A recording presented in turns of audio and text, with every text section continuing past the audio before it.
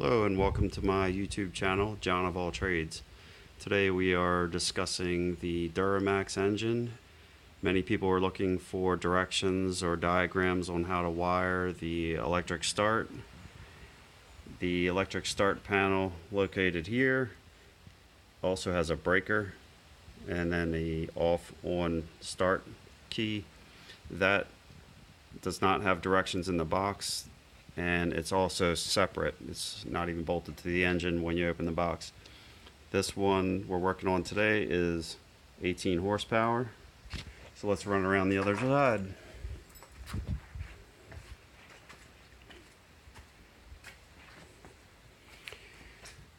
So let's wire this thing up. So coming off of the back of the ignition switch, there's a small harness, and it has, let's see, 1, 2, 3, 4, 5 wires, and then I added a battery, so it's got 2 extra wires. So let's start from the little boot on the harness. There's a black wire. It's got a male bullet connector. You connect that to the female bullet connector wire on the engine that goes up to the coil, up underneath, close, headed toward the direction of the cylinder head. The next wire is a brown wire with a male bullet connector that goes from the only wire that goes from brown to brown on the engine, and this brown that goes on the engine goes underneath of the pull starter cover, this blue cover. That goes right in the boot. That is your charge wire. The charging system on this 18 horsepower engine amps out at 1.25 amps at full RPM. So it's just enough to charge the battery, maybe a little bit more. Most chargers for these small motorcycle style batteries are less than 2 amps. So on to the next wire. We have a black wire with a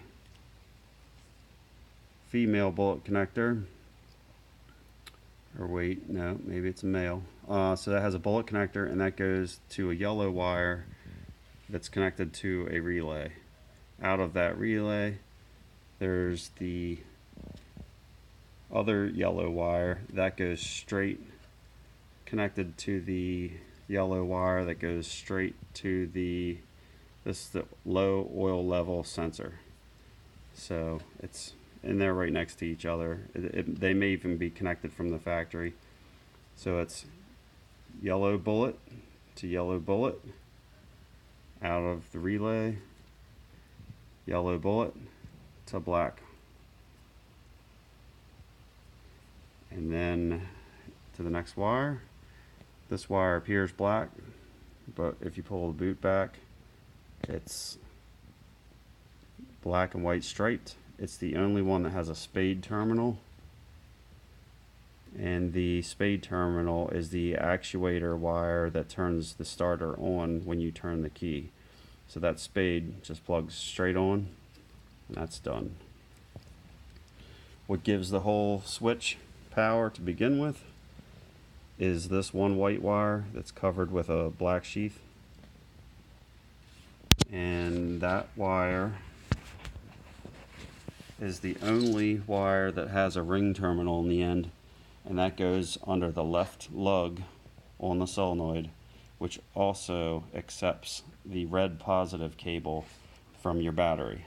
Red positive goes right here all the way over, connects to the red positive side of the battery, and then respectively the negative black wire comes all the way back, and you can either ground it straight to the a bare metal chassis ground, which I used bulb grease on to prevent rust and prevent bad connections, or you could go straight to bare metal on the engine, like a bolt, a stud, or anything that's going to be permanent, that's going to hold your ground wire.